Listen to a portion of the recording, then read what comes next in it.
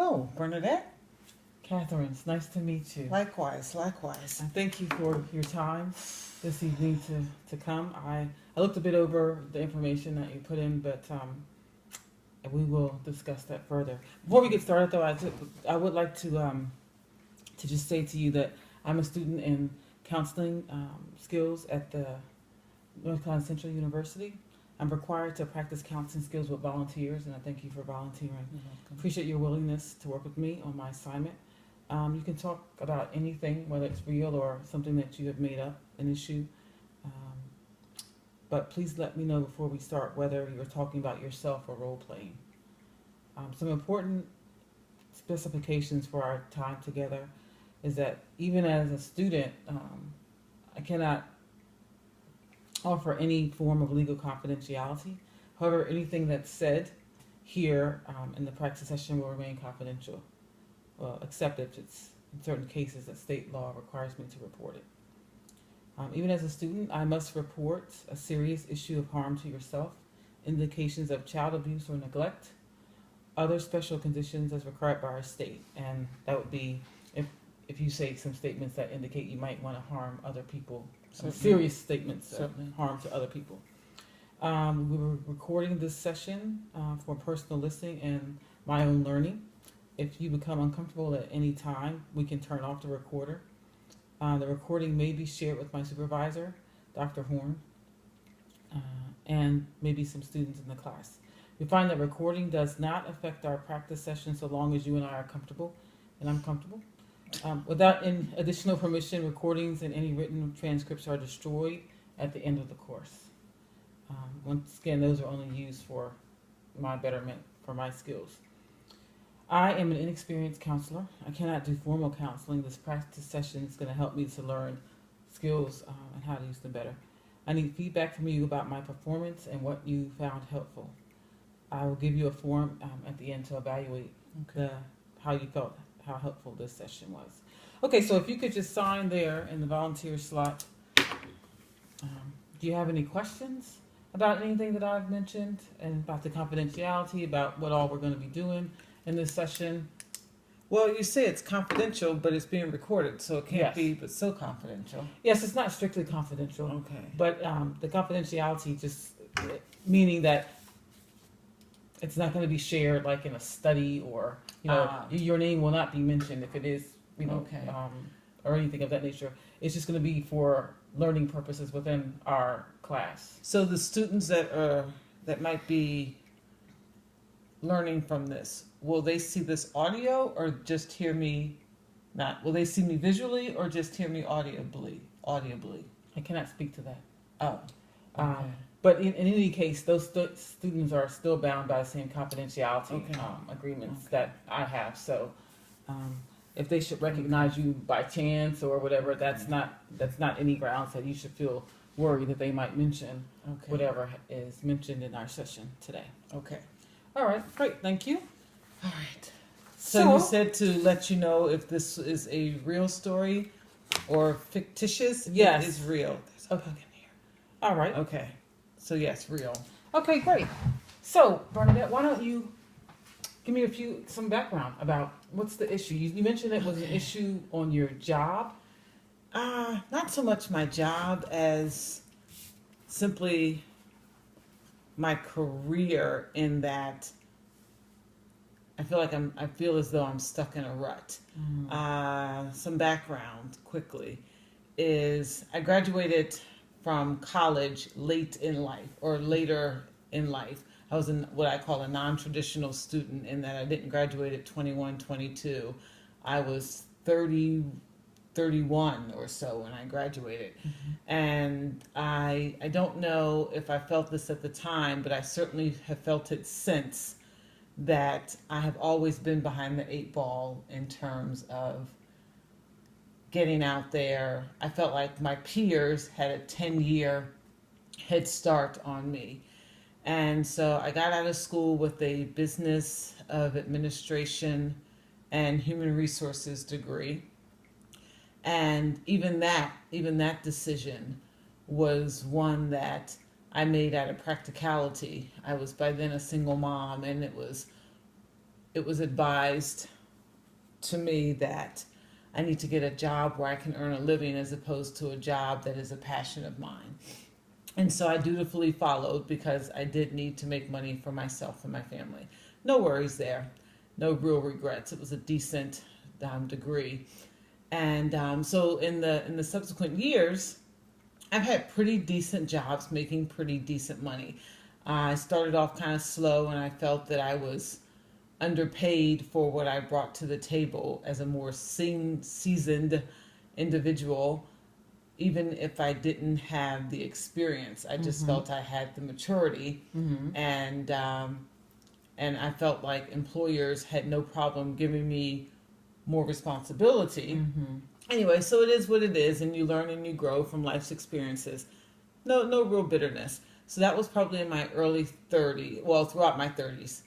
And then I got into my early 40s, and I left the DC area where I was making very good money with the government. I had a top secret clearance, and I was making very good money doing not so very hard work. I did some contracting work in the field of financial analysis, and then I coupled that with admin work. In admin work, it wasn't so insulting, if you will, because I was getting paid very handsomely for it, and I'm quite good at it. I don't mind. I'm the organized one, self-proclaimed, but I'm the organized one. And it seemed to be, it was a very good fit. But I left DC in 2011, moved to North Carolina, and those same skills did not transfer down here. And certainly I was not paid as handsomely for them.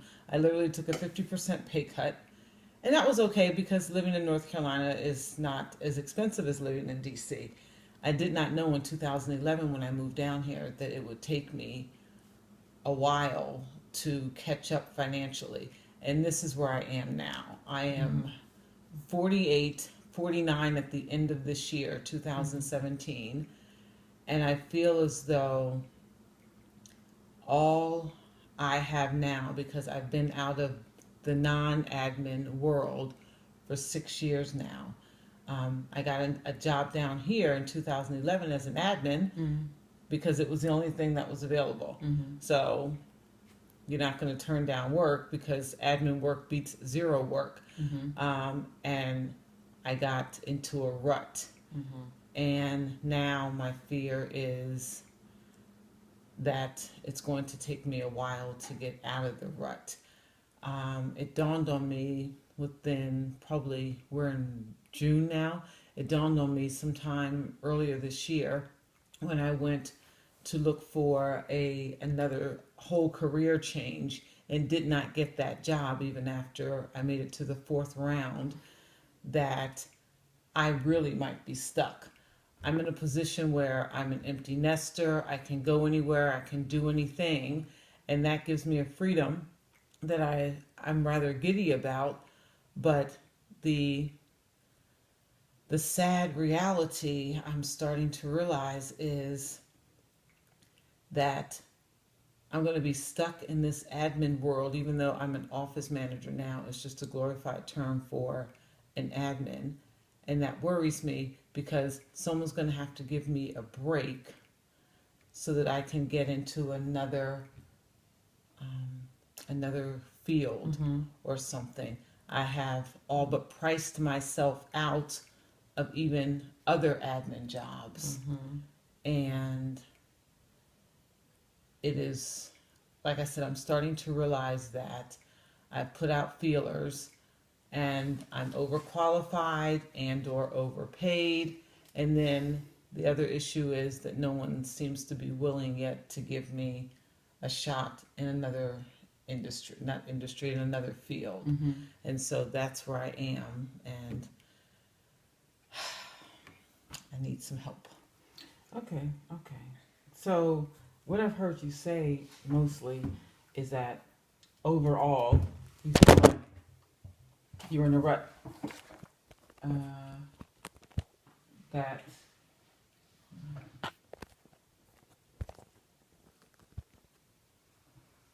Hold on, because I don't know now.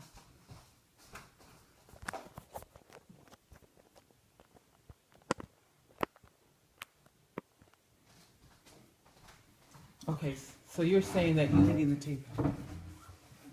feel like that you're in a rut, that you're stuck. That I heard you use that term several times. That your skills didn't transfer when you moved down here, and you took a huge pay cut. So those would be maybe what could be considered the negatives, or maybe not so positives Right. of your situation, or how you see your situation at the present time. A positive could be that you are an empty nester, and so you have the ability you have some flexibility To reinvent myself. to That's reinvent what- yourself, but even just flexibility about where you could go Yes. to get another position. Yes. Uh, And I don't mind. I mean, I could go anywhere. I could stay here in Charlotte, or I could move to Alaska, or anywhere in between. I don't mind that. Okay. All right. So now you said in the beginning that you took the job. You took a job because you needed a practical position because you had a family to support. Yes. But you mentioned that you didn't follow a job after your passion. What is your passion? Back then, my passion was to find something in languages. Okay, but what is it now? I mean, What is my passion today? Yes, I mean, if you had if somebody came to you, let's say the genie in a bottle, like you were walking along the beach and the genie said, the universe has said to me that that you're unhappy with your work situation, and work's very important because most people have to work for a certain Yes. amount of time in life. So if you could be in any position that you wanted to be in, or if you could be doing anything, and if it's not a position, a specific title, but if you could be doing anything that you wanted to do, what is that? What is that, brass ring, as it were? What is it that you would do? It's funny because I thought about this when I was interviewing for the job that fell through in February, March area. I would be a traveling photographer / food critic. Okay. That's not probably a real job. Do you want a real job or? Well, I mean, I'm because we want to get to. I mean, it might not happen in this first session, but I want you to start thinking about possibilities, because you have. I mean, in your situation, it seems to me that there are some people that aren't in your situation. Like they're tied down to a family, like they're married, and so Yes. they can't just go anywhere because Yeah. their husband's not going to want to leave his job, or maybe his field is in a specific region, and so they can't leave. So that person might be stuck in a Right. specific place. You don't have that limitation, if you could use that term, limitation. You also don't have children at home anymore. I mean, there's still, maybe you have a child, but you don't have anybody strictly at home that you have to come home to every Right. day. So, like the traveling piece, that seems like something that could be done. So I'm trying to see.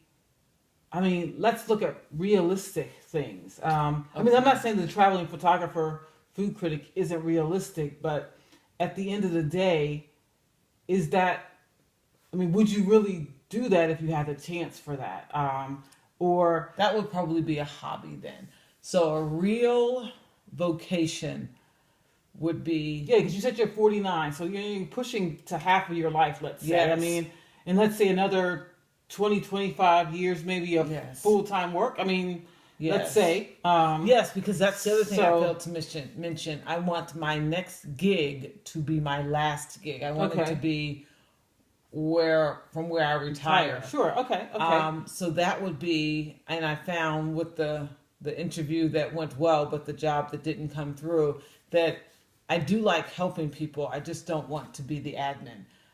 So if I could have a job where I travel on behalf of, a school or a company, and like the particular job that I applied for, helping families and students and traveling in between to do that, to meet families. What were you helping them do? I Social work, is that? No. I was helping them. I was spreading news about the school. I was Okay. spreading news about the school, and I was So a recruiter. You were like a recruiter? almost like a recruiter, not really.